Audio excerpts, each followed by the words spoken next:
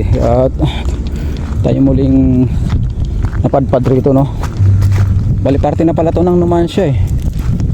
Numancia, malapit na rito mga kaibigan, yung papuntang Bacau Norte, no?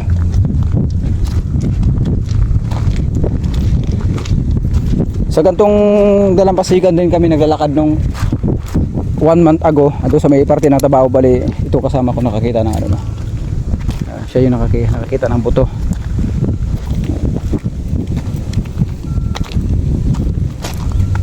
May ano naman doon, may concrete blocks na naman dito mga kaibigan.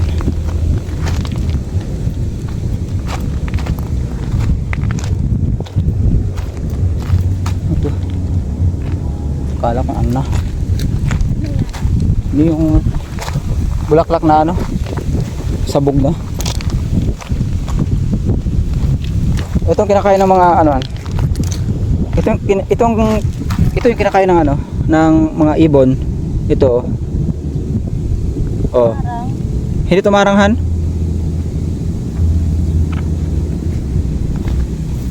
Ano yan oh? Bunga ng tugop. Yung tugop mataas na klase ng kahoy yan. Ano to? Ano? Tinatakpan ng mga ano rito? Mga dahon ng ano?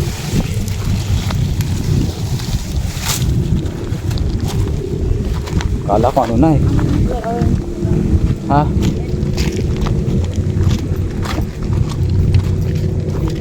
Kulay orange.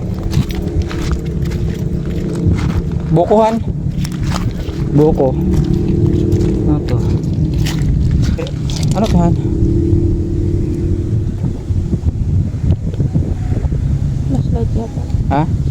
Flashlight? Parang ano. Tapo mo na han. Marumi yan.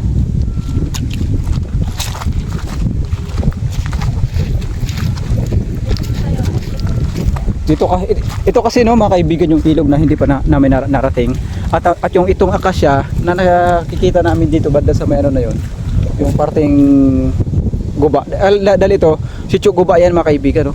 Sakop ng Tigayon yan, Tigayon. Ito naman sakop naman ito ng ano ng Numancia na ito.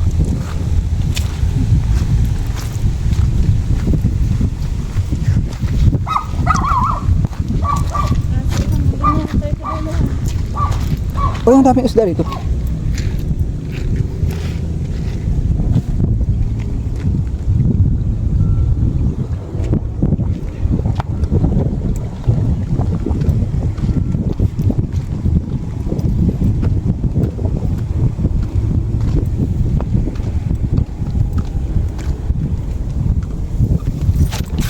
Yup.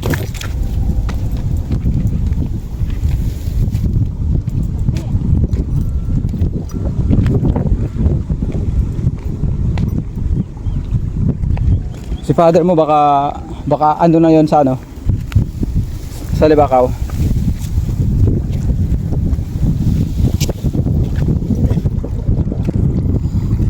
Kaya sinusuyod ho namin to, no mga kaibigan. Tingin-tingin tong parte ng ilog na to. Kasi isa rin kasi itong ilog na ano eh, karugtong nung sa may uluhan banda eh, na kung saan ay nalunod yung batang si ano, si Joros. Doon may pulo. Kasi ito nasa paanan ito mga kaibigan. Ay, mahipon. Mga hipon ako nakita rito.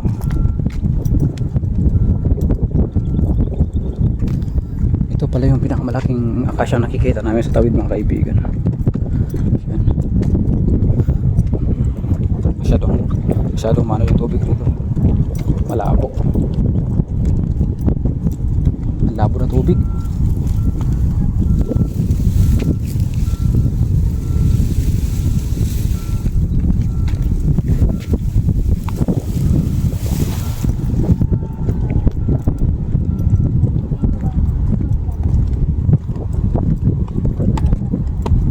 Hanggang dito lang naman yung ano, itong concrete blocks na. Yan.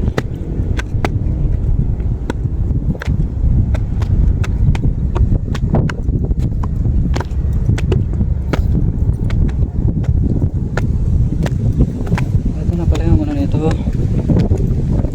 Okay. Ito na pala.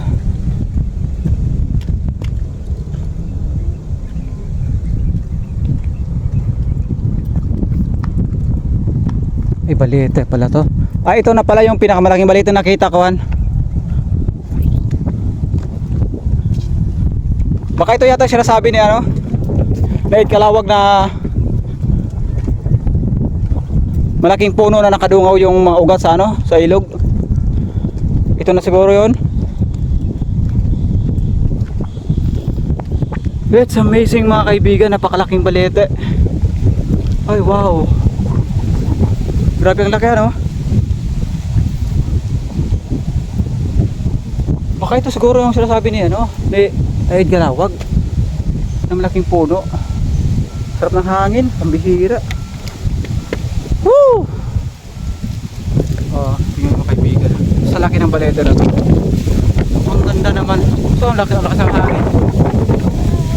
Napakaganda mga kaibigan. Fresh na fresh na dito.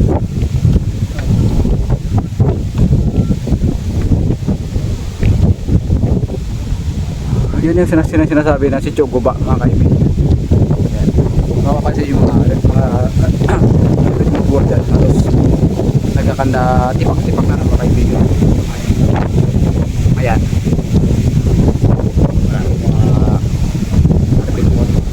Mga sira-sira halos tipak na. Mataas itong parte ng ano ito mga kaibigan. Ito siguro yung sinasabi talaga niya ay kalawag. Hindi pa natin narating tong likod no, kasi sabi niya ron sa likod ng kahoy mayroong kubo ron, so hindi pa natin narating to no, mga kaibigan.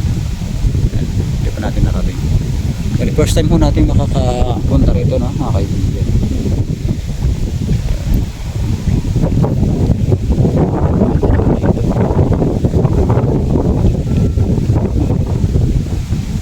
Building ng parte ng Kalibo, makikita na rito, building, yung pinakamataas na building sa Kalibo.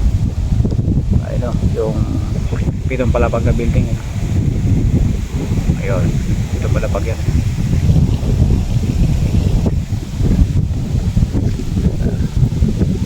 Ang ganda naman ng lugar dito.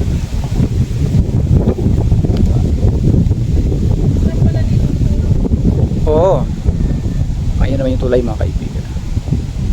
Tulay ng papuntang Leso, ito malinaw yun mga kaibigan. Ito rin yung ilog na kung saan nalulod yung bata no? Si Choros.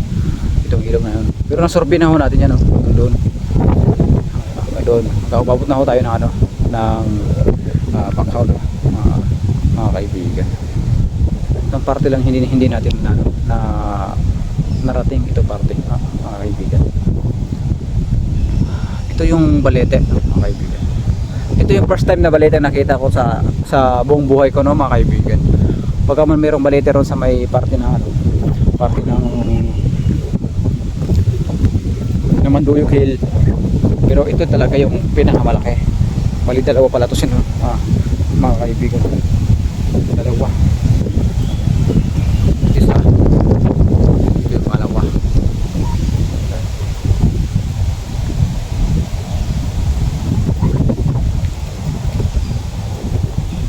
Dito makabansin natin wala na rito makikita tayo mga ano mga jackstone mga kaibigan.